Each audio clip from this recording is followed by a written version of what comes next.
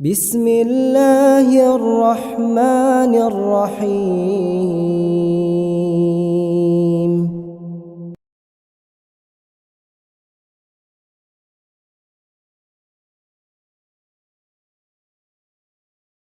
ധാരാളം അനുഗ്രഹങ്ങൾ അല്ലാഹു നമുക്ക് ചൊരിഞ്ഞു തന്നു. അതിന് നിലനിർത്തേണ്ട ശുക്റാണ് നിസ്കാരം. അത് ഫസല്ലി റബ്ബിക, റബ്ബിന് വേണ്ടിയുള്ള നിസ്കാരം നിർവഹിക്കണം. അവിടെ റബ്ബിന് വേണ്ടി നിസ്കാരം നിർവഹിക്കണം എന്ന് പറഞ്ഞിടത്ത് ബഹുമാനപ്പെട്ട ഖുർആൻ പണ്ഡിതന്മാർ പ്രത്യേകം പറഞ്ഞു, ലി റബ്ബിക എന്ന് അല്ലാഹു തആല ഈ സൂറത്തിൽ പറഞ്ഞത് റബ്ബിന് വേണ്ടിയുള്ള നിസ്കാരം. അല്ലാത്ത നിസ്കാരം ഉണ്ടോ? റബ്ബിന് വേണ്ടി അല്ലാത്ത നിസ്കാരം ഉണ്ട്. അല്ലാത്ത നിസ്കാരമുണ്ട്. ഷർത്തും ഫർളും സുന്നത്തൊന്നും നേർക്ക് വെക്കാത്ത നിസ്കാരം അതാർക്കോ വേണ്ടിയുള്ള നിസ്കാരമാണ്. റബ്ബിന് വേണ്ടിയാകണം നിസ്കാരം. നല്ല ശ്രദ്ധയോടുകൂടി നിസ്കരിക്കണം നിസ്കാരം. നിസ്കാരം സഹോദരങ്ങളെ കടമ നിർവഹിക്കാൻ വേണ്ടി മാത്രമാകരുത്. നിസ്കരിച്ചു എന്ന് മറ്റൊരാൾ പറയാൻ വേണ്ടിയുള്ള നിസ്കാരമാകരുത്. നിസ്കാരത്തിലാണ് ഏറ്റവും അധികം ശ്രദ്ധ വേണ്ടത്, സൂക്ഷ്മത വേണ്ടത്. നിസ്കരിക്കുന്നവൻ ആദ്യമായി റബ്ബിന് വേണ്ടിയുള്ള നിസ്കാരം നിർവഹിക്കുന്ന ആള്. ആ നിസ്കാരത്തിന്റെ മുൻപന്തിയിൽ ഉണ്ടാകുന്ന വുളൂ അത് വളരെ സൂക്ഷ്മതയോടെ ശ്രദ്ധയോടെ തന്നെ പാലിക്കണം. വുളൂഇൽ അബദ്ധം വന്ന് ചേരരുത്. വുളൂ ശരിയായിട്ടില്ലെങ്കിൽ നിസ്കാരം ശരിയാവോ? ഇല്ല, അതെല്ലാവർക്കും അറിയാം.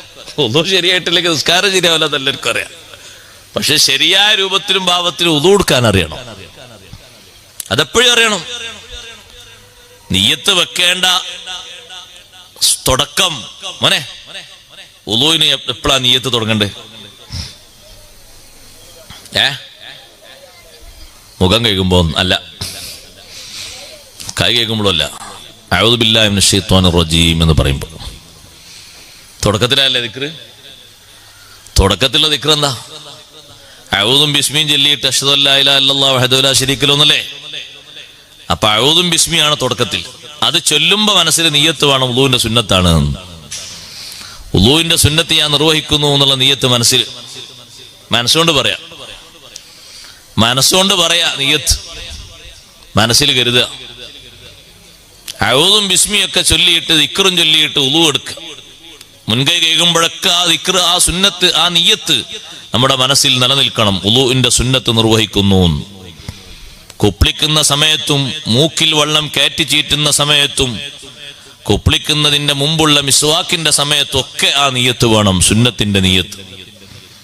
ഒരാളിങ്ങനെ അഊദും ബിസ്മിയും ചൊല്ലി കയ്യും കഴുകി കൊപ്പിളിച്ചു, മൂക്കിൽ വെള്ളം കയറ്റി ചീറ്റി, നിയ്യത്ത് ആരംഭിക്കുന്നത് ഈ മുഖം കഴുകുമ്പോഴാണ്, ഫർളായ നിയ്യത്ത്.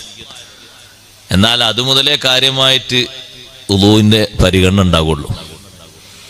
ശരിക്ക് ഈ കഴുകിയതൊക്കെ സവാബ് കിട്ടുന്ന രൂപത്തിൽ, വുളൂഇന് പൂർണ്ണത ലഭിക്കുന്ന രൂപത്തിലാകണമെങ്കിൽ അപ്പോഴൊക്കെ സുന്നത്ത് എന്ന നിയ്യത്ത് മനസ്സിൽ വേണം.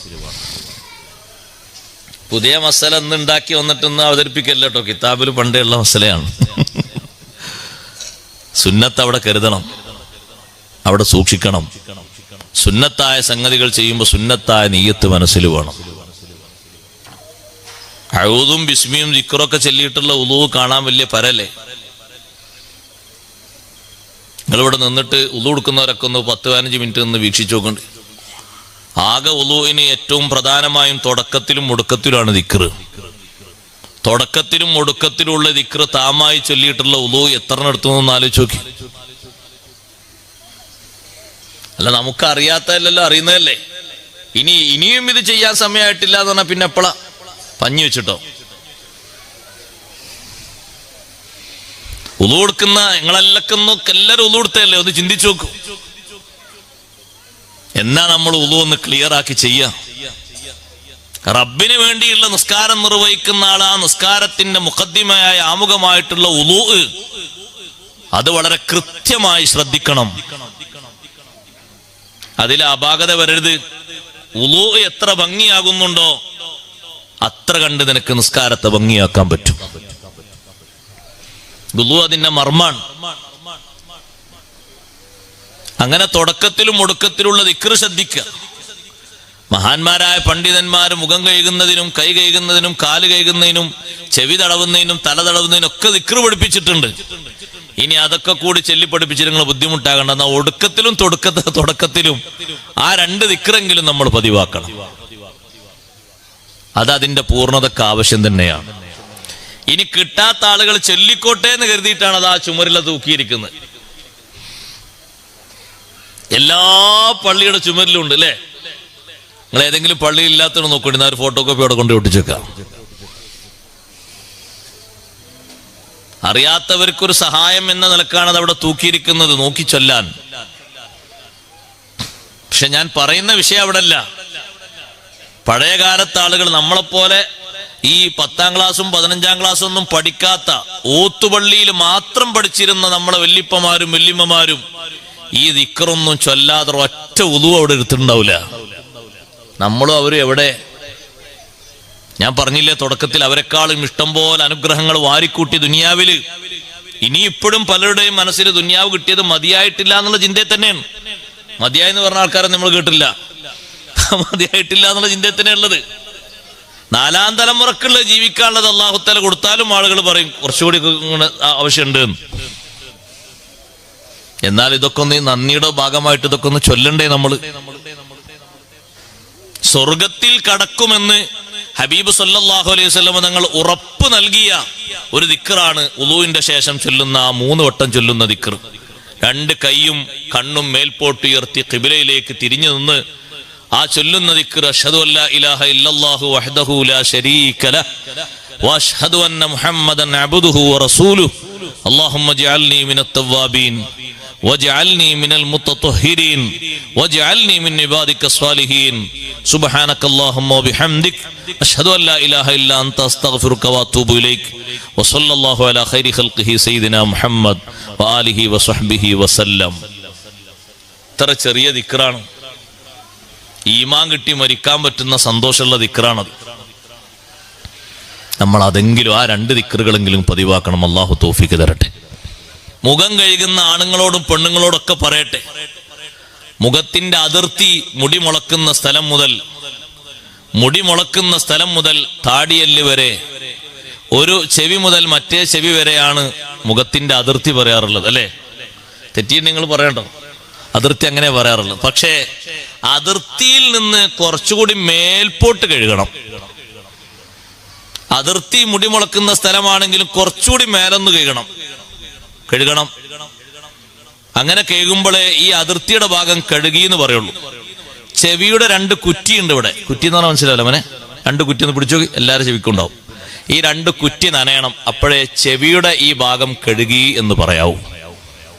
വളരെ കൃത്യമായൊരു ശ്രദ്ധിക്കണം. ഉപ്പമാരോടൊക്കെ ഞാൻ പറയട്ടെ, നല്ല തിങ്ങിയ താടി വെക്കുകയാണെങ്കിൽ ഉളൂ ഏറെക്കുറെ ഉളൂവിന്റെ സ്ഥലം ചുരുങ്ങി കിട്ടും.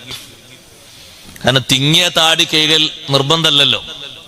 തിങ്ങിയ താടി തിക്കകറ്റിൽ സുന്നത്തല്ലേ ഉള്ളൂ. അതെ, തിങ്ങാത്ത താടി വെച്ചാൽ ഉള്ളിലേക്ക് ശരിക്ക് വെള്ളം റെഡിയായിട്ട് പമ്പ് ചെയ്ത് റെഡിയാക്കണം. അതിനേക്കാളും കൂടുതൽ ശ്രദ്ധിക്കണം കട്ടിമീശ വെക്കുന്ന ആളുകൾ. മീശ വെട്ടി ചെറുതാക്കുകയാണ് വേണ്ടത്. കട്ടിമീശയുടെ ഉള്ളിലേക്ക് ശരിക്ക് വെള്ളം ചേരണം. അല്ലാതെ ആ ഭാഗം കഴുകി എന്ന് പറയാൻ കഴിയൂല. അപ്പൊ താടി ക്ലീൻ ആക്കിയ ആളുകൾ ആ ഭാഗം മൊത്തം കഴുകണം. വെള്ളം ഇങ്ങനെ ചെറിയ രൂപത്തിൽ നിന്ന് ഇങ്ങനെ നനഞ്ഞാൽ പോരാ, വെള്ളം ഇങ്ങനെ ഒലിക്കണം. ഈ കണ്ട ഭാഗങ്ങളിലൂടെയൊക്കെ ഒലിക്കണം വെള്ളം. 3 പ്രാവശ്യം ഒരാൾ കഴുകി, 3 പ്രാവശ്യം ഒരാൾ കഴുകിയിട്ട് 3 പ്രാവശ്യം മൊത്തം കഴുകിയിട്ടാണ് നിർബന്ധത്തിന്റെ ഭാഗങ്ങളൊക്കെ വീടിയത് എങ്കിൽ സുന്നത്ത് അയാൾക്കില്ല. ഉണ്ടോ? സുന്നത്തില്ല. കാരണം സുന്നത്തായിട്ടുള്ള കഴുകൽ വേണമെങ്കിൽ നിർബന്ധത്തിന്റെ ഭാഗങ്ങളൊക്കെ 1ാമത്തെ രൂപത്തിൽ പൂർത്തിയായാൽ 2ഉം 3ഉം സുന്നത്ത് കിട്ടും. 1ാമത്തേൽ കഴുകി കുറഞ്ഞ ഭാഗം വിട്ടു, 2ാമത്തേൽ അത് പൂരിപ്പിച്ചു, 3ാമത്തേൽ ബാക്കിയും പൂരിപ്പിച്ചു. ഇപ്പൊ എന്തേ വീടിയിട്ടുള്ളൂ? ഫർളേ വീടിയിട്ടുള്ളൂ. ഫർള്, ആ മുഖം കഴുകി എന്നുള്ള ഫർള് കിട്ടി. ഫർളായ ഭാഗങ്ങൾ മൊത്തം കഴുകിയത് 2ാമത്തെ പ്രാവശ്യം കൊണ്ടാണ് കഴുകി വീടിയതെങ്കിൽ 1 സുന്നത്ത് കിട്ടും 3ാമത് കഴുകുമ്പോ. അപ്പൊ ഒന്ന് കഴുകിയിട്ട് 2ഉം 3ഉം സുന്നത്താകണമെങ്കിൽ ഒന്നാമത്തെ പ്രാവശ്യം കൊണ്ട് തന്നെ ഫർളിന്റെ ഭാഗങ്ങളൊക്കെ കഴുകലിൽ പൂർത്തിയാകണം. ഇപ്പൊ കൈ കഴുകുന്ന ഒരാള് ഇങ്ങനെ വെള്ളമെടുത്തിട്ട് ഈ മുട്ടിന്റെ കൈതാ മുട്ട് എല്ല് കാണുന്ന കുറച്ചുകൂടി ഇപ്പുറത്തേക്ക് മൊത്തം ഇങ്ങനെ നനച്ചു, ശരിക്കും ഇങ്ങനെ ഒലിച്ചു. ഒന്നാം തവണ തന്നെ കൈയിന്റെ ആ ഭാഗങ്ങളൊക്കെ ക്ലിയറായി നനഞ്ഞു. എന്നാൽ 2ലും 3ലും സുന്നത്തായ കൈകൾ കിട്ടി. ഒരു വെള്ളെടുത്ത് ഇങ്ങനെ കഴുകി, അപ്പൊ ഇവിടെ നനഞ്ഞിട്ടില്ല. 2ാമത്തേൽ കുറച്ച് ഇവിടെ നനഞ്ഞു, 3ാമത്തേൽ ഇവിടെയും കുറച്ച് നനഞ്ഞു, റെഡിയായി. 3 കഴുകലും കൂടിയിട്ടാണ് ഫർളായ ഭാഗങ്ങൾ ഫുള്ളായത് എങ്കിൽ ഫർള് മാത്രമേ ലഭിച്ചിട്ടുള്ളൂ, സുന്നത്ത് ലഭിച്ചിട്ടില്ല. ഉളൂ പൂർണ്ണമാണോ എന്ന് വെച്ചാൽ പൂർണ്ണമല്ല. കാരണം സുന്നത്തില്ല, ഫർള് മാത്രമേ ഉള്ളൂ. അത് നന്നായി ശ്രദ്ധിക്കണം, നന്നായി സൂക്ഷിക്കണം. മുടി തന്നെ തടവുന്ന ആളുകള് തലയുടെ പരിധി കടന്നിട്ട് തലയുടെ പരിധി വിട്ട രീതിയിലുള്ള മുടി, അത് മേൽപോട്ട് ഇങ്ങനെ വാർന്നു വെച്ച മുടിയാന്ന് കൂട്ടിക്കോളൂ. മുന്നിലേക്ക് വാരുമ്പോ തലയുടെ പരിധി വിട്ടിപ്പുറത്തേക്ക് പോയിട്ടുണ്ട് ആ മുടി, അതാണ് തടവുന്നത് എങ്കിൽ മതിയാകൂല. തലയിൽ ഉള്ള ഭാഗത്തുള്ള മുടിയാണ് തടവേണ്ടത്. ഉദാഹരണമായിട്ട് ഒരാളെ മുടി പെരടിയിൽ നിന്ന് ഇങ്ങോട്ട് ഇറങ്ങിയിട്ടുണ്ട്, ചെവിക്കുറ്റിയിൽ നിന്ന് ഇങ്ങോട്ട് ഇറങ്ങിയിട്ടുണ്ട്. കുറച്ച് വെള്ളം എടുത്തിട്ട് തലമുടി തടവാന്നല്ലേ പറഞ്ഞ്, തല തടവാന്നാ പറഞ്ഞത്. തലമുടി എന്നുള്ള ആൾക്ക് ഈ മുടിയൊക്കെ തലയിൽപ്പെട്ടതാ. ഈ പെരടിയിൽ നിന്ന് ഇങ്ങോട്ട് ഇറങ്ങിയ മുടിയാണ് ഒരാൾ തടവിയതെങ്കിൽ തല തടവിയ കൂട്ടത്തിൽ പെടൂല, പരിധി വിട്ട മുടിയാണത്. അത് ശരിക്ക് ശ്രദ്ധിക്കണം, സൂക്ഷിക്കണം. കാല് കഴുകുമ്പോ തന്നെ അത്രമാത്രം ശ്രദ്ധിക്കാനുണ്ട്. ഈ ഭാഗങ്ങളൊക്കെ ശ്രദ്ധിച്ച് ഉളു എടുത്തെങ്കിലേ ഉളു കൃത്യമാവുകയുള്ളൂ. ഉളു റെഡിയായെങ്കിലേ ഈ പറയുന്ന നിസ്കാരം, റബ്ബിന് വേണ്ടിയുള്ള നിസ്കാരം നിർവഹിക്കാൻ കഴിയൂ. എങ്ങനെങ്കിലും നിസ്കരിക്കാന്നല്ല അല്ലാഹു തആല പറഞ്ഞത്, അത് നന്ദിയായി കൂട്ടൂല. ഫസ്വല്ലി ലിറബ്ബിക്, നിന്റെ റബ്ബിന് വേണ്ടി നീ നിസ്കരിക്കണം.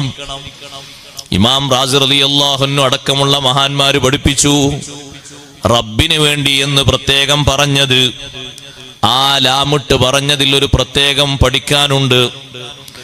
ഈ ലാം റബ്ബിന് വേണ്ടിയുള്ള നിസ്കാരം എന്ന് പറഞ്ഞത് കർറൂഹിലിൽ ബദനി, ശരീരത്തിനുള്ള ആത്മാവ് പോലെയാണ്.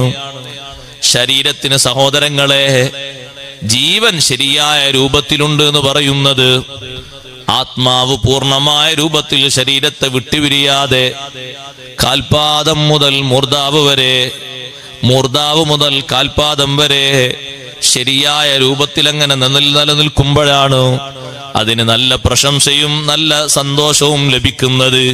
ആത്മാവ് പൂർണ്ണമായിട്ടുണ്ടാകുമ്പോ അതേ സമയത്ത് ആത്മാവ് വേർപിരിഞ്ഞു പോയാൽ അതിനെ സംബന്ധിച്ച് ഡെഡ് ബോഡി എന്നാണ് പറയുക.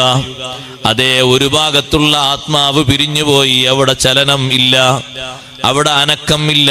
റൂഹ് പിടിച്ചു തുടങ്ങുമ്പോൾ അങ്ങനെയല്ലേ, ഒരു ഭാഗത്ത് ചലനം മറ്റുപോയി, പിന്നെ നോക്കുമ്പോ അടുത്ത ഭാഗത്തും ചലനം മറ്റുപോയി.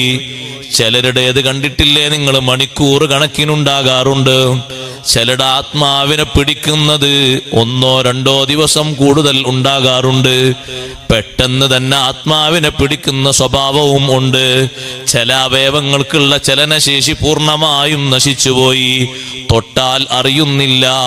അതേ ചൂട് വെപ്പിച്ചാലും അറിയുന്നില്ല, വേദനിപ്പിക്കുന്ന സ്വഭാവങ്ങൾ നൽകിയാലും അറിയുന്നില്ല. അതിന്റെ ആത്മാവ് വേർപിരിഞ്ഞു പോയി, അതിനൊരു ശക്തിയും ഇല്ല, ഒരു ജീവച്ചവം പോലെ കിടക്കുന്നു.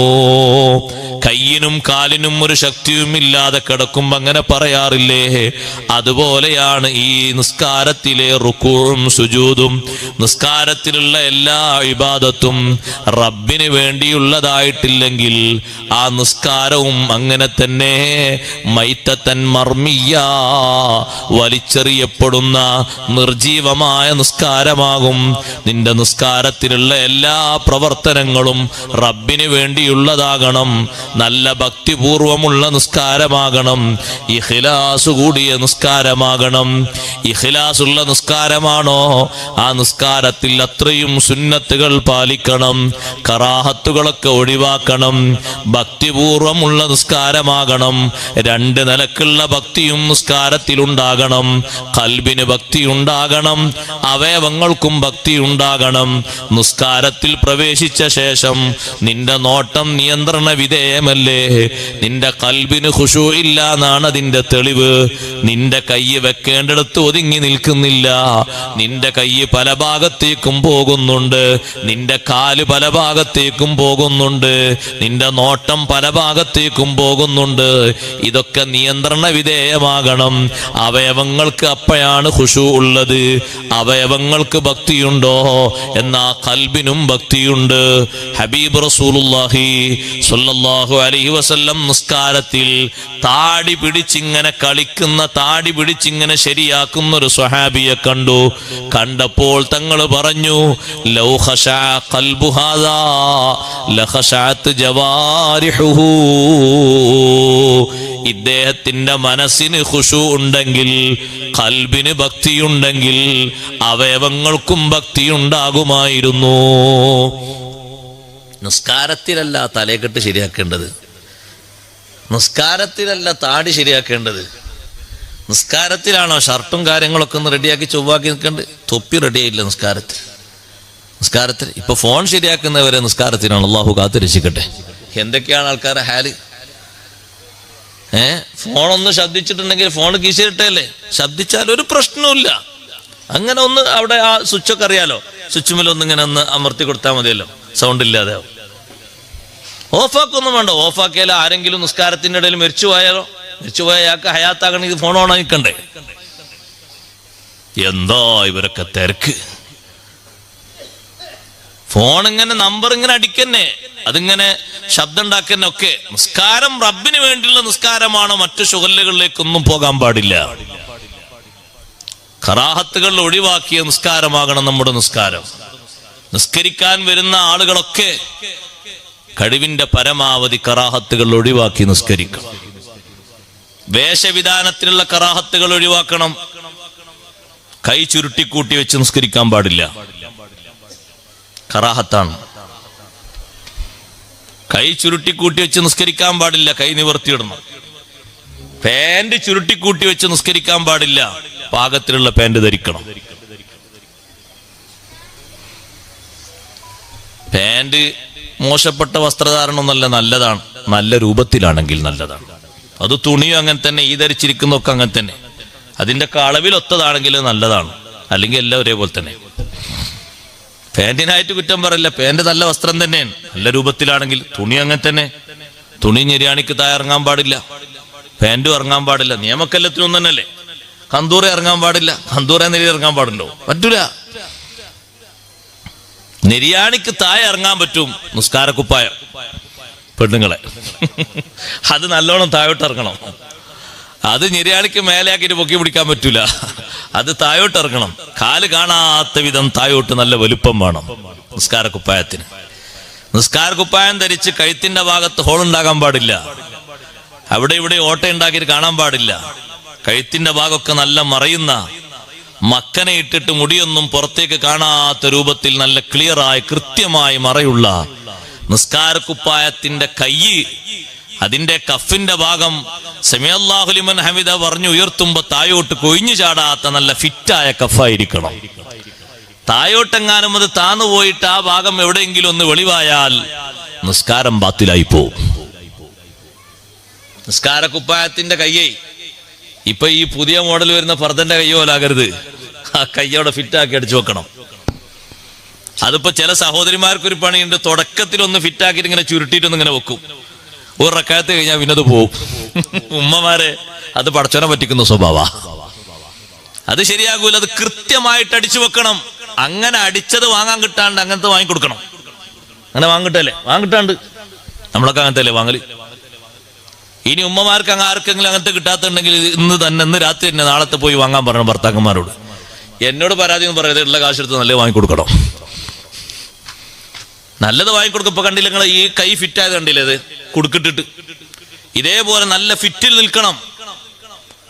ഇത് ലൂസായിട്ട് തുടക്കത്തിൽ എന്ത് ചെയ്യുന്നറിയോ, ഇവിടെ ഇങ്ങനെ ചുരുട്ടിയിട്ടൊന്നിങ്ങനെ ചുരുട്ടി വെക്കും.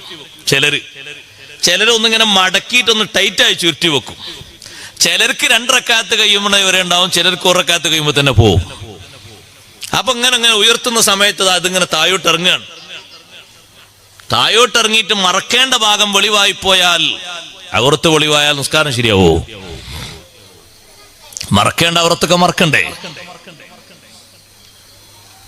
ചില ആളുകളുണ്ട് സുബ്ഹാനല്ലാഹ്, യാത്രയിലൊക്കെ കാണാൻ ചില ആളുകള് നിസ്കാരക്കുപ്പായം നിസ്കരിക്കാനുള്ള സ്ഥലത്ത് ഉണ്ടെങ്കിലും സഹോദരിമാർക്ക് നിസ്കരിക്കാൻ വേണ്ടി തയ്യാറാക്കിയ സ്ഥലത്ത് ശരിക്കുള്ള നിസ്കാരക്കുപ്പായം ഉണ്ടെങ്കിലും അവരാ പർദ്ദ ധരിച്ച് നിസ്കരിക്കും.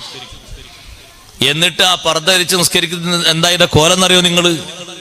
അവരെ സുജൂദിൽ ആ കാലും കാലിന്റെ അപ്പുറം ഇപ്പുറം ഒക്കെ വെളിവാകാണ്. അത് കഴിഞ്ഞ ദിവസം യാത്രയിൽ ഒരു സഹോദരിയോട് പറഞ്ഞപ്പോ ആ സഹോദരി പറഞ്ഞു, സുജൂദിലല്ലേ, അത് സാരല്ല, നിൽക്കുമ്പോ വെളിവാകാൻ ഞാൻ മതിയെന്ന്. പിന്നെ നമ്മൾ എന്ത് മസാല അങ്ങോട്ട് ഓതി കൊടുക്കാനാ? ഉപായവും ന്യായം ഇങ്ങോട്ട് പറയണേ, പിന്നെ അങ്ങോട്ട് എന്ത് ഓതി കൊടുത്തിട്ട് എന്താ കാര്യം? സുജൂദിൽ വെളിവാകാൻ പറ്റുമോ? പറ്റൂല. സുജൂദിലും അത് മറക്കണ്ടേ? അപ്പൊ വേറെ ഒരു പെണ്ണിന് എന്താ സ്വഭാവം എന്ന് പറയുന്നത് നിങ്ങള്?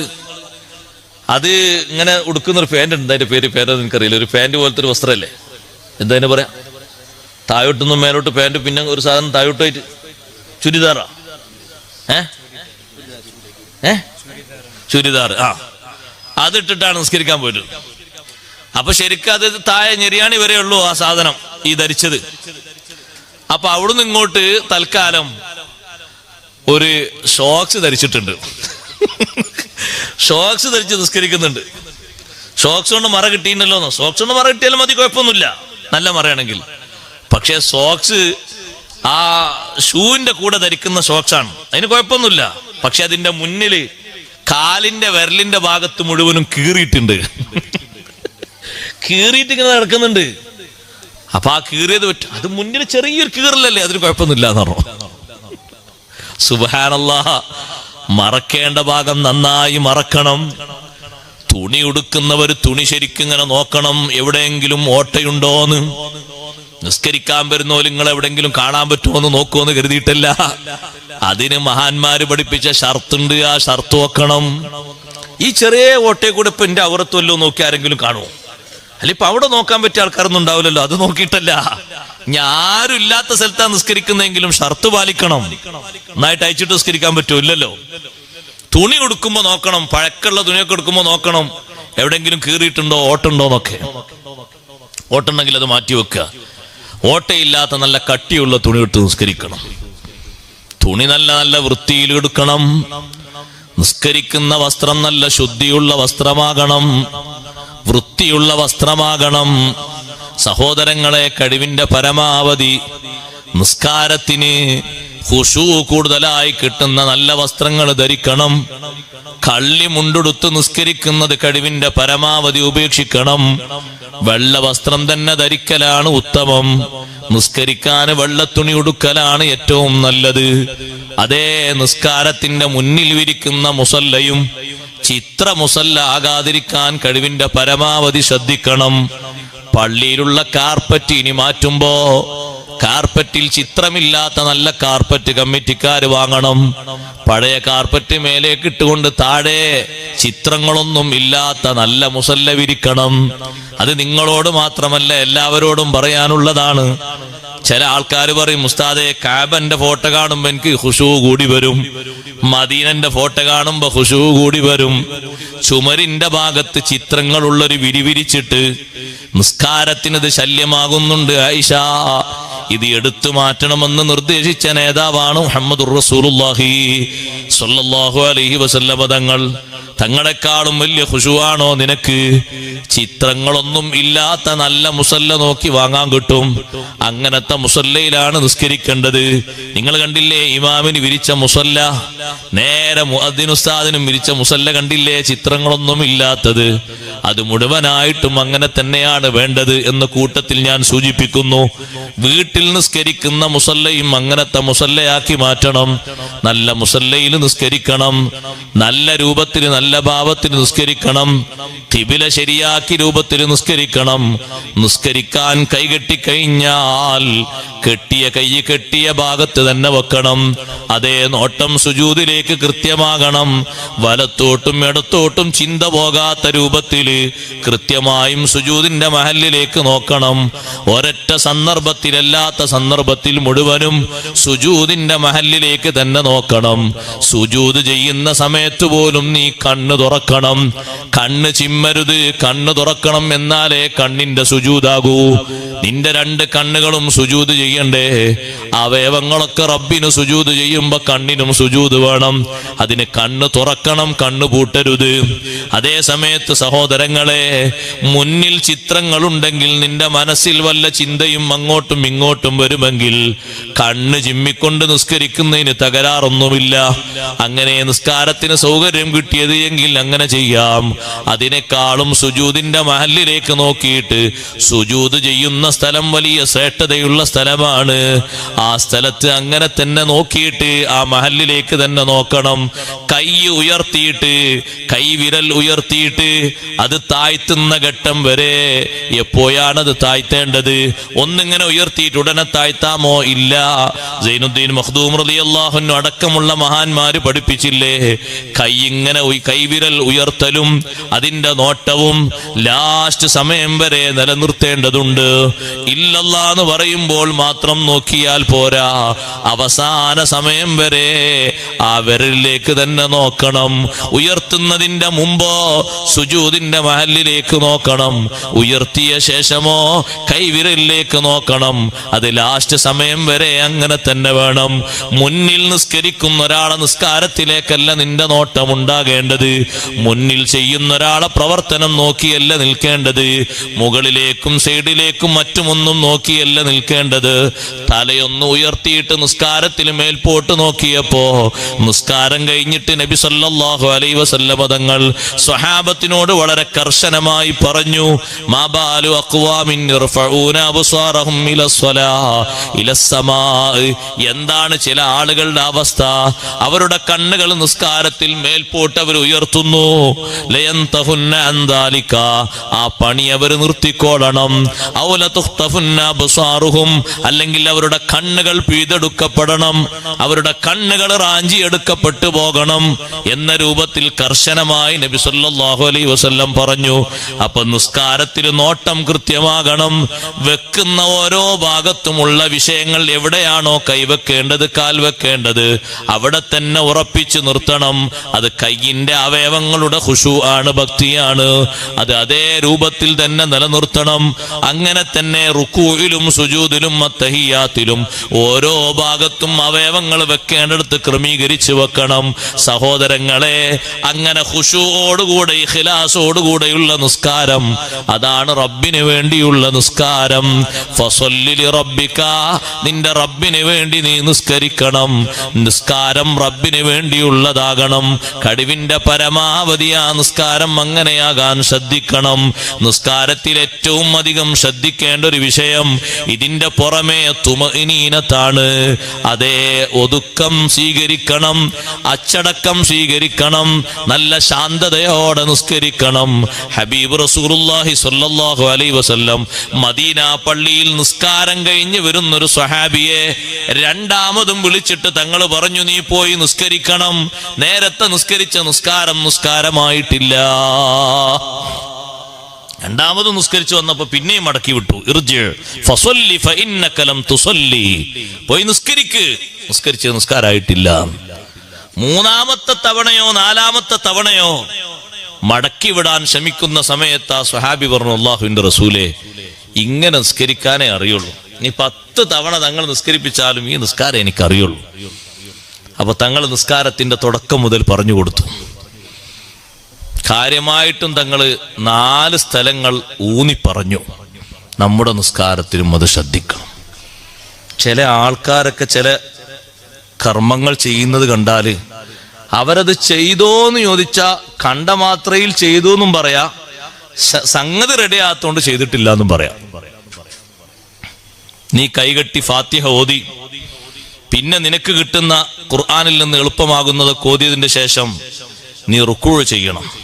റുക്കൂഴ് ചെയ്യണം എന്ന് പറഞ്ഞിടത്ത് തങ്ങൾ പറഞ്ഞു ഹത്താ തത്മഇന്ന ഫീഹി റാക്കിഅൻ, റുക്കൂഇല് അങ്ങനെ അടങ്ങി ഒതുങ്ങി താമസിക്കണം. അതിനാണ് ഒരു 3 സുബ്ഹാന റബ്ബിയൽ അലീം വബിഹംദിഹി എന്ന് ചൊല്ലണം എന്ന് പറഞ്ഞത്.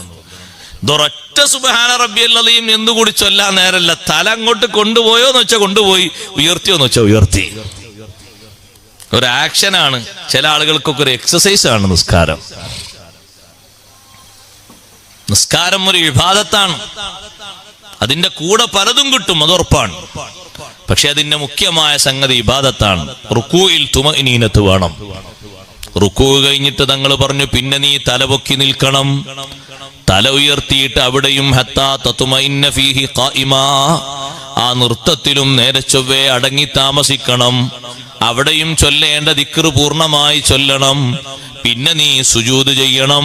സുജൂദിലും മടങ്ങി താമസിക്കണം. അവിടെയും 3 തസ്ബീഹുണ്ട്. സുജൂദ് കഴിഞ്ഞിട്ട് പിന്നെ നീ ഒരു ഇരുത്തം ഇരിക്കണം. സഹോദരങ്ങളെ, ഈ ഇരുത്തൊക്കെ ഇരിക്കുന്ന ചില ആൾക്കാരെ കണ്ടങ്ങൾ സുജൂദിൽ സുബ്ഹാന റബ്ബിയൽ അലീം ചൊല്ലും, അലാ വബിഹംദി എന്ന് ചൊല്ലും, എന്നിട്ട് ഒരു തസ്ബീഹെങ്കിലും ചൊല്ലും. ഈ വന്ന ഇരുത്തത്തിലേക്കൊന്നിങ്ങനെ ഒന്ന് ഇരുന്ന് റെഡിയാകാനായിട്ടുണ്ടാകില്ല, അപ്പോഴേക്ക് പോയി, അപ്പോഴേക്ക് താഴോട്ട് പോയി. ചില ആൾക്കാർ അങ്ങനെ പോയി ശീലിച്ചത് കൊണ്ട് എന്താ സംഭവിക്കുന്നത് നിങ്ങൾ? അവർ സുജൂദിന്ന് എണീറ്റ ഉടനെയാണ് ഇമാം അങ്ങോട്ട് പോയതെങ്കിൽ, ഇമാം കുറച്ചുകൂടി മുമ്പ് എണീറ്റിട്ടുണ്ട്, അങ്ങോട്ട് പോയതെങ്കിൽ അവർ എണീക്കാൻ ഒതുക്കല്ല, അപ്പോത്തിന് അങ്ങോട്ട് പോയി, അപ്പോഴേക്ക് പോയി. അപ്പൊ ഈ ഇടയിലെ ഇരുത്തത്തിലെ തുമഇനീനത്ത് അവർക്ക് നഷ്ടപ്പെട്ടു പോയി. തുമഇനീനത്ത് ഈ പറയുന്ന ഫർളുകളിലൊക്കെ ഫർളാണ്, നിർബന്ധാണ്. അതില്ലെങ്കിൽ അതൊന്നും ഫർളായി പരിഗണിക്കൂല. 4 സ്ഥലം. 5ാമത്തെ സ്ഥലം രണ്ടാമതും നീ സുജൂദ് ചെയ്യണം. സുജൂദിൽ അടങ്ങി ഒതുങ്ങി താമസിക്കണം. ഈ സംഗതികൾ ഇല്ലാത്തത് കൊണ്ടാണ് ആ സ്വഹാബിയോട് നീ നിസ്കരിച്ച നിസ്കാരം നിസ്കാരമായിട്ടില്ല എന്ന് പറഞ്ഞത്. അങ്ങനെ കണക്ക് കൂട്ടി നോക്കുമ്പോ ഒരാളോട് പറഞ്ഞാൽ കേൾക്കൂല. ഒന്ന് മൊബൈൽ ഇങ്ങനെ പകർത്തിയാൽ മതി ആളെ നിസ്കാരം, എന്നിട്ട് കാണിച്ചു കൊടുത്താൽ മതി, ഇതാ നോക്ക് നിന്റെ സുജൂദ്, നിന്റെ റുക്കൂഴ്, നിന്റെ ഇത്തിദാല്. അല്ലാതെ പറഞ്ഞ ആൾക്കാർ വിശ്വസിക്കൂലല്ലോ. ഞാൻ അങ്ങനെയൊന്നുമല്ല, നിങ്ങൾക്ക് തോന്നിയാന്ന് പറയും. അങ്ങനെയല്ലേ പറയാ? സഹോദരങ്ങളെ, നിസ്കാരം റബ്ബിന് വേണ്ടിയുള്ള നിസ്കാരമാകണം. മുനാഫിക്കുകളുടെ നിസ്കാരം പോലെ കാണിക്കാൻ വേണ്ടിയുള്ള നിസ്കാരമാകരുത്. റബ്ബിന് വേണ്ടിയുള്ള നിസ്കാരമാണ് ശുക്ർ എന്ന് പറയുന്നത്. ഒരു 4 റക്അത്ത് ഇങ്ങനെ കുത്തിമറിയാനാകരുത്, അല്ലേ? ആളുകളെ നിസ്കാരത്തിന്റെ ഭക്തി മനസ്സിലാകാൻ എപ്പോഴാണെന്നറിയോ? തറാവീഹ് വരുമ്പോഴാണ്. അപ്പോഴാ മനസ്സിലാകാം. തറാവീഹ് വരുമ്പോഴാണ്. തറാവീഹ് വരുമ്പോ 1 നോമ്പ് 2 നോമ്പ് കഴിഞ്ഞ ഒരു അന്വേഷണം. അല്ല, നമ്മളെ മറ്റേ പള്ളിയിൽ എപ്പോഴാ തറാവീഹ് തീർന്ന്? മറ്റേ പള്ളിയിലോ 8:30 തറാവീഹ് തുടങ്ങി 9:20 തീരും. സുബ്ഹാന മഞ്ചല്ല, 9:20 തീരുമോ? നാളെ മുതൽ റമളാൻ 30 വരെ ഞാൻ അവിടെ. എന്നിട്ട് ഇവനെന്താ പണി? 9:20 കഴിഞ്ഞിട്ട് പിന്നെന്താ പണി? 11 റക്അത്ത് വിത്രിസ്കരിക്കാനാ? നിസ്കാരത്തിന് നല്ല ഭക്തിപൂർവം നിസ്കരിക്കണം. സമയം 2 മിനിറ്റ് കൂടുതൽ എടുത്താലും നിസ്കാരം സാവകാശം നിർവഹിക്കേണ്ട ഒരു അമലാണ്. അതിന്റെ ഷർത്തുകൾ മുഴുവനായും അതിലൊക്കണം, ഫർളുകൾ മുഴുവനും ഒക്കണം, സുന്നത്തുകളൊക്കെ ഒക്കണം. നല്ല നശാത്തോടുകൂടെ ഭക്തിയോടെ നിസ്കരിക്കണം.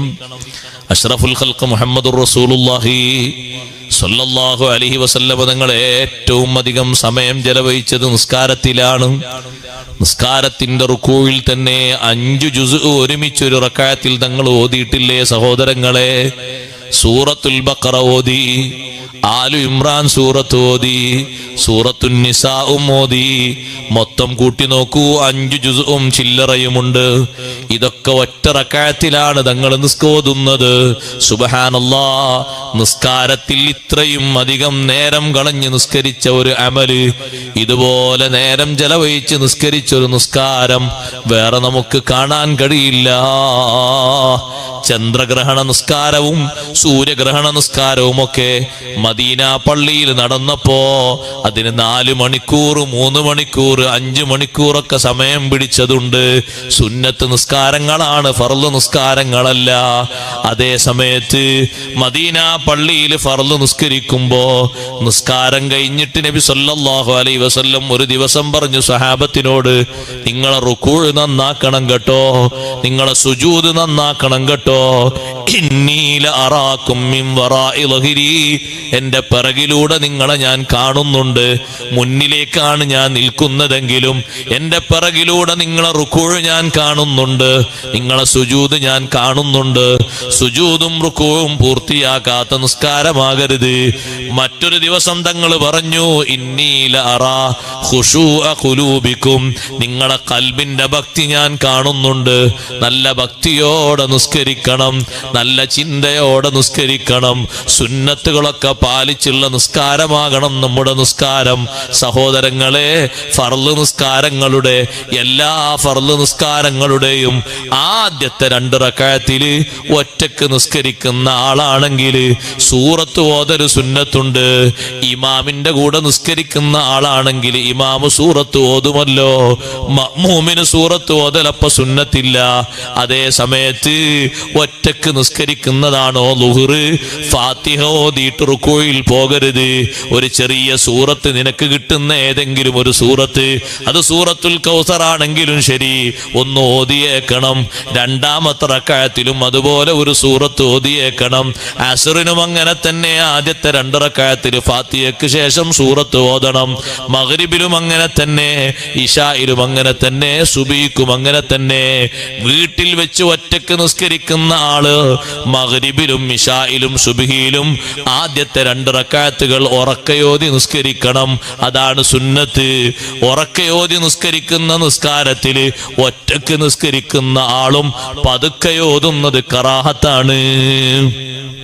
ഉറക്കയോതി നിസ്കരിക്കേണ്ട ആദ്യത്തെ 2 റക്അത്ത് മഗ്രിബ്, ഇശാ ജമാഅത്തിലായിട്ടല്ല, ഒറ്റക്ക് നിസ്കരിക്കുമ്പോ തന്നെ സുബ്ഹി, അത് ഉറക്കയോതി നിസ്കരിക്കണം.